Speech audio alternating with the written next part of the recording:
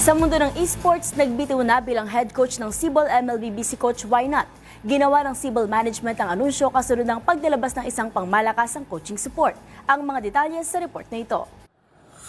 Nagbitiw si Anthony Wynot Senedrin bilang head coach ng Mobile Legends Bang Bang team ng Cebol Pilipinas para sa 2026 Asian Games dahil sa tinawag nitong bagong professional obligations. Inanunsyo ito ng Cebol Management sa isang Facebook post noong linggo habang dumaan sa reshuffle ang National Esports Squad sa roster at coaching staff para sa hangaring makapag-uwi ng ginto sa unang paglahok ng MLBB sa Asian Games na gaganapin sa Japan sa bandang huling bahagi ng taon. Dumating ang pag-alis ni Wynot isang araw matapos ipakilala ng Cebol team ang star-studded coaching support na pinangungunahan ni Francis Doki Glindro, Denver Yeb Miranda at Michael Arcadia Bocado. Si Doki ay kilala sa paggabay sa Cebol sa pagdomina sa 32nd Southeast Asian Games noong 2023 sa Cambodia. Bukod pa sa pamumuno sa mga world title ng Bren Esports at AP Bren sa M2 at M5 World Championships. Samantala, si Yeb ay naging mahalagang bahagi ng tagumpay ng Onyx Indonesia sa MPL Indonesia, habang si Arcadia naman ang itinuturing na utak sa likod ng dominasyon ng SRG sa MPL Malaysia at MSC 2024.